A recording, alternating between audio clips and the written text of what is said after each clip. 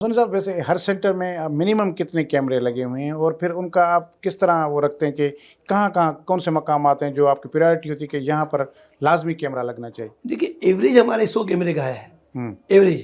पर लेकिन जिस सेंटर? तरह, हाँ पर एवरेज। हाँ। अब यह जैसे यहाँ 158 है, अच्छा। गिजरी में हमारे 150 है।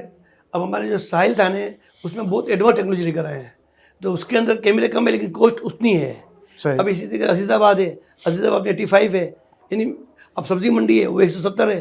तो इस तरह के एवरेज अगर हम 100 प्लस तकरीबन 100 के करीब हमारा आता है कि इस वक्त हमारे पास हमारे 15 सेंटर हैं, तकरीबन 1460-50 के करीब हमारे कैमरे लग चुके हैं। तो अच्छा, 100 का एवरेज आता है। उसमें साथ साथ जो हमारे सेफ सिटी प्रोजेक्ट के भी कैमरे हैं वो जी, भी जी। आपके इन्हीं साथ हैं या आप उन्हीं इलाकों में लगा रहे हैं जहाँ वो नहीं लगे हुए सेफ सिटी वाले? देखिए, सेफ सिटी हमसे सपोर्ट मांगेगा और हम दे भी रहे हैं उसको, और इंशाल्लाह बहुत जल्दी आप देखेंगे कनेक्ट होगा।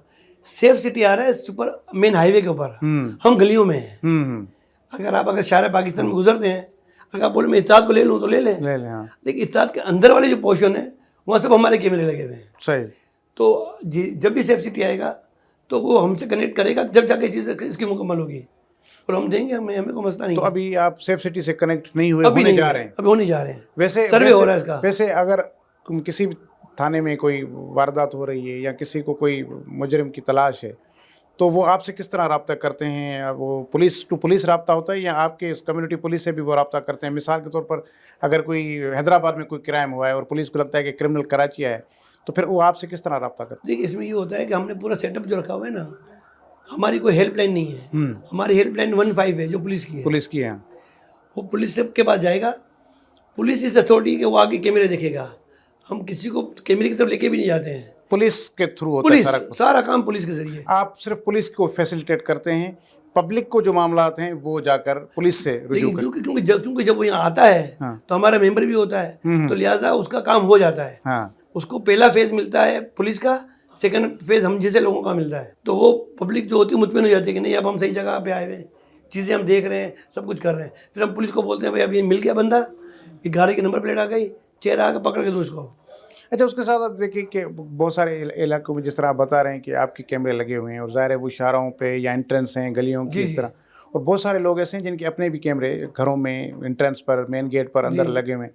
सो उनके साथ भी डेटा शेयरिंग नहीं होती नहीं है? नहीं नहीं नहीं, उसके साथ देखिए, मैं आपको बताऊँ कि हमारे जो जितने भी कैमरे हमारे जो कराची में लगे हुए हैं ना, वो हमारी केबिल पे लगे हुए हैं। हमने किसी का केबिल नहीं लिया है, सही। किसी के केबिल पे नहीं जा रहे हैं, तो हमारे ही कैमरा है।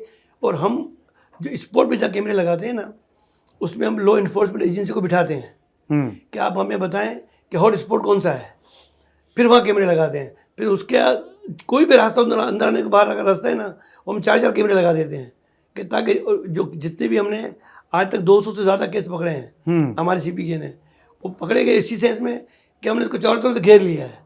यहाँ से निकल गया तो वहाँ हो गया, वहाँ से निकला तो वहाँ से निकला, इस तरीके से होता है।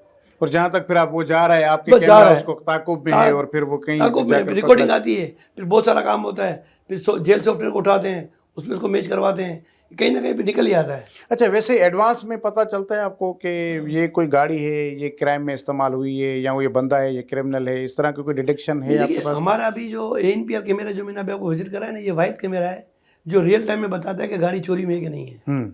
बस सिर्फ ये होता है कि जैसे एंट्री होती है, एंट्री होने के फ़ौरन बाद जो है ना, सिस्टम में आने के बाद हमारे सिस्टम पे आ जाता है कि गाड़ी चोरी हुई तो कहाँ से निकली है, कहाँ जा रही है।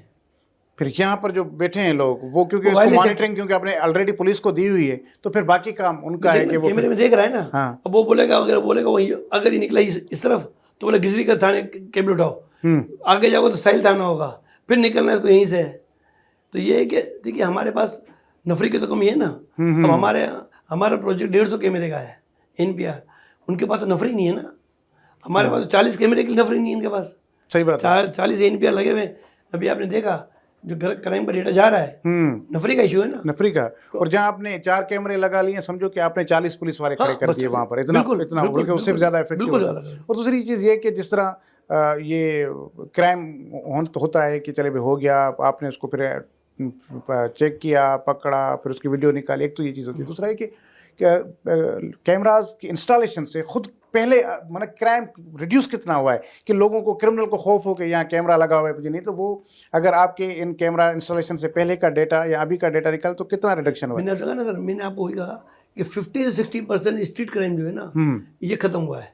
कि जहाँ भी हमारा सेंटर लगता है आप उसका डेटा आप पहले का उठा लें, हाँ। जिस तरह इसको 1 साल हो गया है, आप पिछले साल का डेटा उठाओगे तो 50 से 60% आपको स्ट्रीट क्राइम यहाँ कम होता हुआ नजर आ रहा होगा।